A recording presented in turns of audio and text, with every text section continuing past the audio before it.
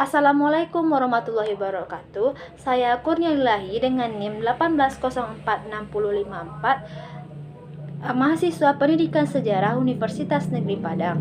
Pada kesempatan kali ini saya akan menjelaskan tentang kajian metodologi sejarah. Adapun video ini digunakan untuk memenuhi penilaian ujian tengah semester pada mata kuliah metodologi sejarah dengan dosen pengampu Bapak Dr. Ahmal M. Hum. Materi pertama tentang definisi metode dan metodologi sejarah. Yang pertama, metode sejarah.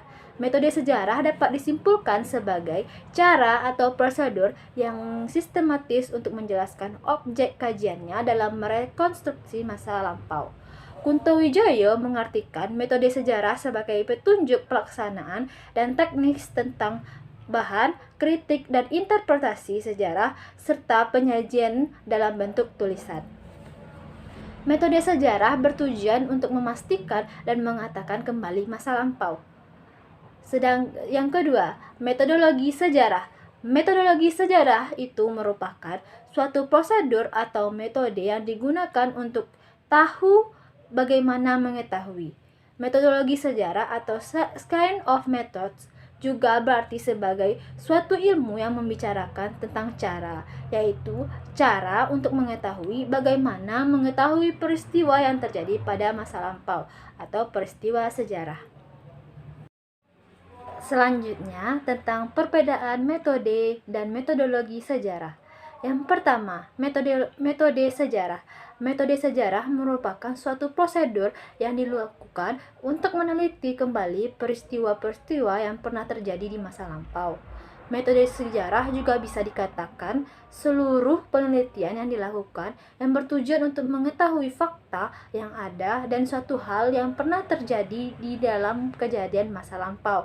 Metode sejarah ini lebih cenderung kepada tahapan yang dilakukan dalam penelitian sejarah yang dimulai dari pemilihan topik, heuristik, kritik, interpretasi, dan historiografi.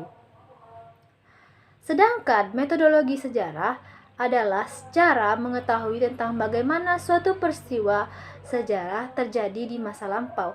Metodologi lebih cenderung untuk mengetahui bagaimana caranya agar dapat mengetahui peristiwa di masa lampau dengan mengikuti suatu prosedur dalam bentuk penyelidikan dan pengumpulan data sejarah sehingga bisa menguraikan apa itu metode penelitian sejarah, sumber sejarah, atau penulisan sejarah. Selanjutnya tentang teknik pemilihan topik penelitian sejarah. Ada 4 kriteria dalam pemilihan topik, diantaranya nilai atau value. Topik itu harus sanggup memberikan penjelasan atas suatu yang berarti dan dalam arti suatu universal aspek dari pengalaman manusia. Yang kedua, keaslian atau originalitas.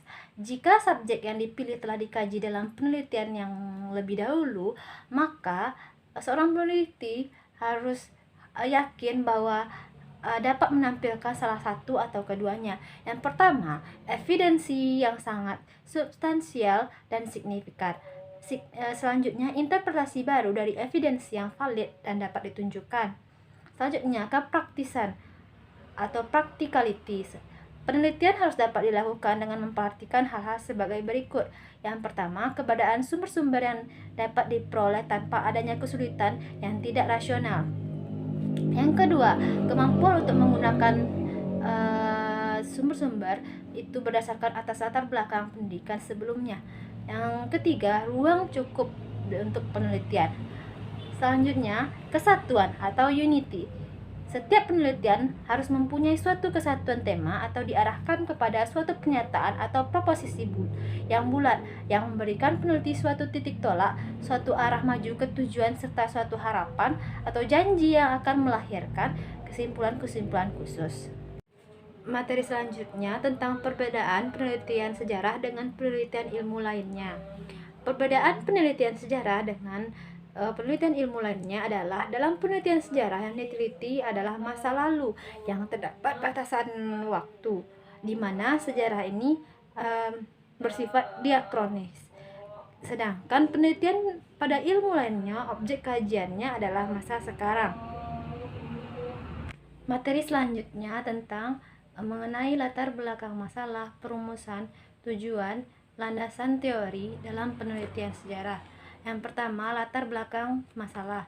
Latar belakang masalah merupakan penjelasan dalam bentuk uraian paragraf yang berisi alasan mengapa sebuah karya dibuat. Dalam mendukung penulisan hasil penelitian, maka latar belakang harus disusun dengan detail dan jika bisa disertai data atau fakta yang mendukung. Latar belakang bisa berupa perbandingan dan penyempurnaan atas tulisan tentang topik yang serupa sebelumnya. Selanjutnya, tentang perumusan masalah. Rumusan masalah adalah pernyataan-pernyataan mengenai masalah sebuah hal atau kejadian yang berbentuk kalimat tanya yang sederhana, singkat, padat, dan jelas. Selanjutnya, tujuan penelitian. Tujuan penelitian adalah rumusan kalimat yang menunjukkan adanya hasil sesuatu yang akan diperoleh setelah